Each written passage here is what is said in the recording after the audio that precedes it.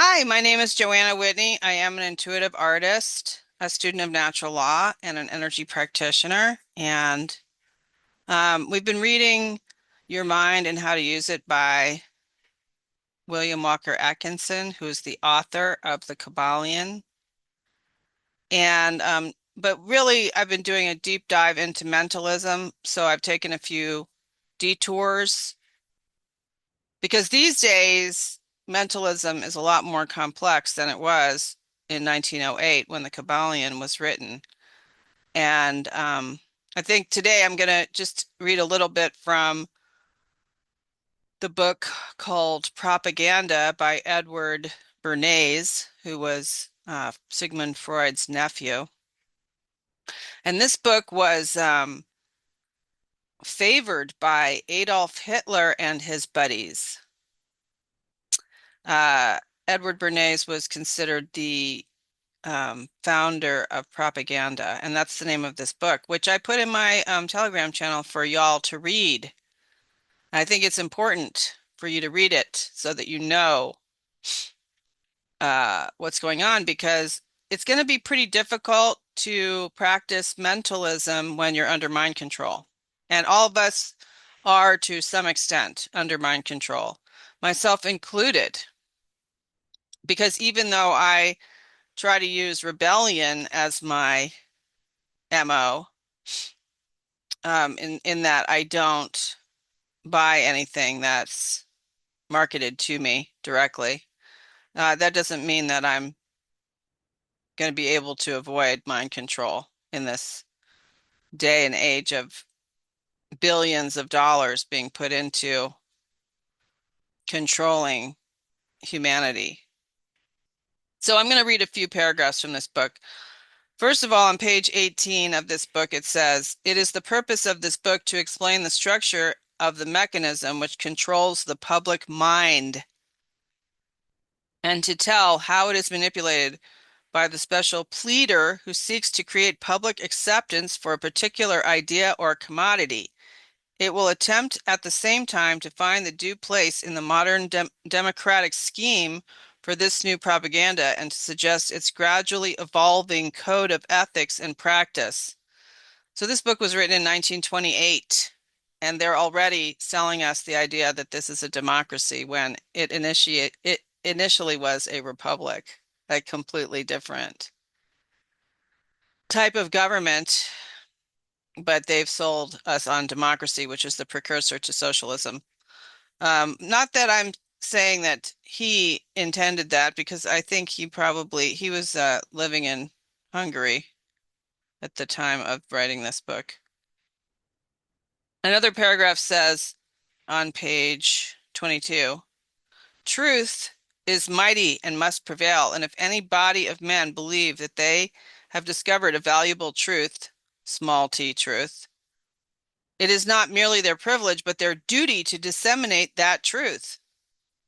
If they realize, as they quickly must, that this spreading of the truth can be done upon a large scale and effectively only by organized effort, they will make use of the press and the platform as the best means to give it wide circulation.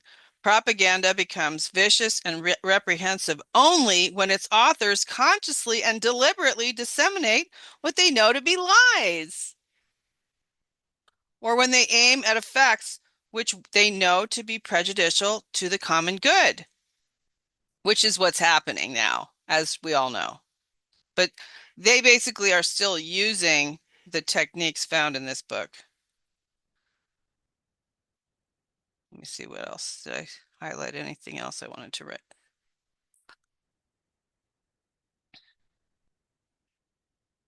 Oh, yeah, this is a good one.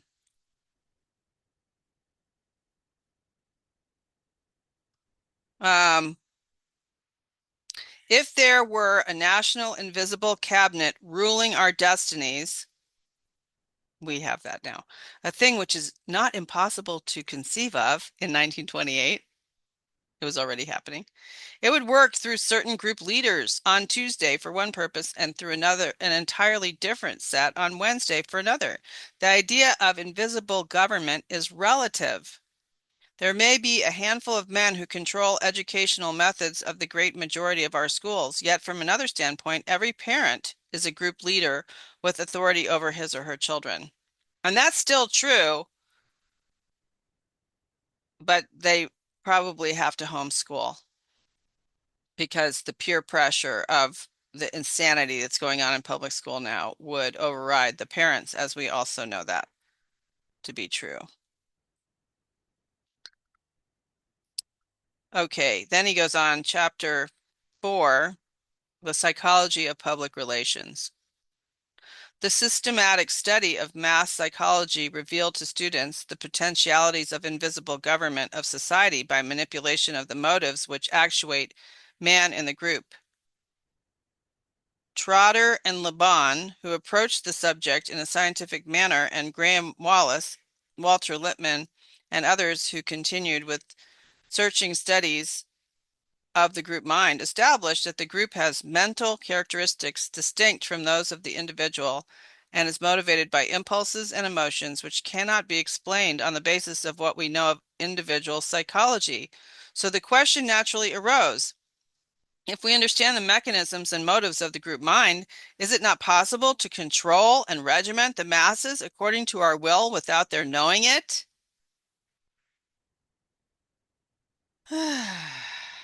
This book is in my Telegram channel if you care to get it and read it, and I recommend that you do that. Chapter 6, Propaganda and Political Leadership. Well, I think what I liked about this is that they're calling the great political problem in our modern democracy is how to induce our leaders to lead. The dogma that the voice of the people is the voice of God tends to make elected persons the will-less servants of their constituents. This is undoubtedly part cause of the political sterility of which certain American critics constantly complain. And we're not there right now. Right now, our political leaders are creating chaos. Fortunately, the sincere and gifted politician is able, by the instrument of propaganda, to mold and form the will of the people. Oh, shoot. Well, I'm using an iPad to read from it, and it doesn't like how I'm scrolling through the books. So it just shut down. But I recommend that you uh, check out that book because it's going to give you a basis of what's going on the internet right now. And also, like, it's going to give you a basis of how to start to extract your mind from mind control. I recommend simply not watching any news at all anymore, at all. It's too crazy. Any kind of even alternative media, unless you can do it with a grain of salt. Let's see, what else do I have here? Where is that? Your mind and how to use it. We were on chapter 5 in your mind and how to use it. So I have to find it. Memory. Here we go. I don't think I've done this yet. Memory. Psychologists class as representative mental processes those known as memory and imagination, respectively. The term representation is used in psychology to indicate the process of representation or presenting again to consciousness that which has formerly been presented to it, but which afterward passed from its field. As Hamilton says, the general capability of knowledge necessarily requires that, besides the power of evoking out of unconsciousness one portion of our retained knowledge in preference to another, we possess the faculty of representing in consciousness what is thus evoked. Memory is the primary representative faculty or power of the mind. Imagination depends upon memory for its material. as we shall see when we consider that faculty. So, if they're using the Mandela effect to erase memory, that's going to cause us a lot of chaos if we're using our imagination. Every mental process which involves the remembrance, recollection, or representation of a sensation, perception, mental image, thought, or idea previously experienced must depend upon memory for its material. Memory is the great storehouse of the mind in which we are placed the records of previous mental experiences. It is a part of the great subconscious field of mental activity, and the greater part of its work is performed below the plane of consciousness. So that brings to my mind like trauma and how we like just take the COVID pandemic for a moment. Most people were extremely traumatized by that experience, and they have blocked it out now and have selective memory about what happened. And it could easily happen again, and nothing would change because we haven't processed the trauma. Or maybe some people have, like I did, take it on as an opportunity to review. And I talked about this last time when I was talking about PTSD. I was talking about how we have PTSD as a culture now. The masses have post-traumatic stress disorder as a result, not only of the pandemic, but also obviously the millions of psyops that have come before, starting with 9/11. That was the loudest one. But there have been many before that even, but that was the loudest. And so our memories are going to be, if you don't process the memories correctly, they're going to get skewed and they won't be really accessible for this purpose. Let's see what it says. Memory has two general functions. One, the retention of impressions and experiences, and two, the reproduction of the impressions and experiences so retained. It was formerly held that memory retained only a portion of the impressions and experiences originally noted by it. But the present theory is that it retains every impression and experience which is noted by it, and that's like the Akashic records. The phenomenon of somnambulism, dreams, hysteria, delirium, approach of death, etc., show that the subconscious mind has an immense accumulation of apparently forgotten facts which unusual stimuli will serve to recall. The power of the memory to reproduce the retained impressions and experiences is variously called remembrance, recollection, or memory. This power varies materially in various individuals, but it is an axiom of psychology that the memory of any person may be developed and trained by practice. The ability to recall depends to a great extent upon the clearness and depth of the original impression, which in turn depends upon the degree of attention given to it at the time of its occurrence. Just think about how distracted we all are right now by everything and see,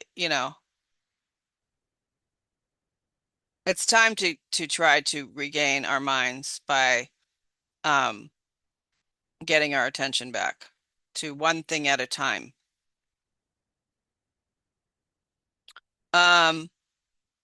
Recollection is also greatly assisted by use and exercise. Like the fingers, the memory cells of the brain become expert and efficient by use and exercise, or stiff and inefficient by lack of the same. Recognition is really recognition, re-knowing.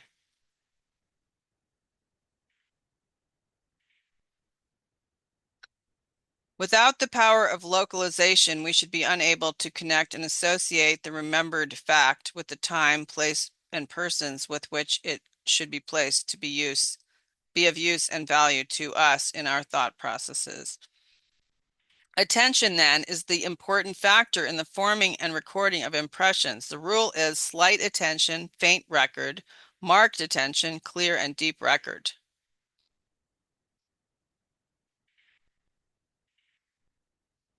I'm skimming through this chapter, so this book is also in my Telegram channel, and I recommend that you go get it. In this connection, we should remember that attention depends largely upon interest. Therefore, we would naturally expect to find that we remember interesting things far more readily than those which lack interest.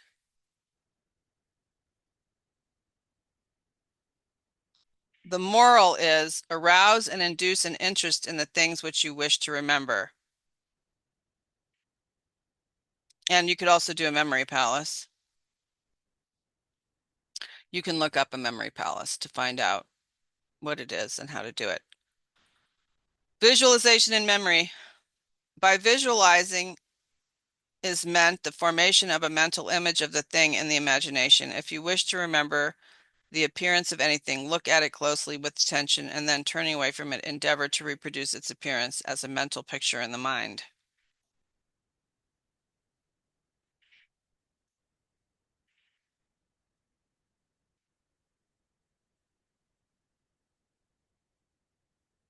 I think that's about all I'm going to share with you today.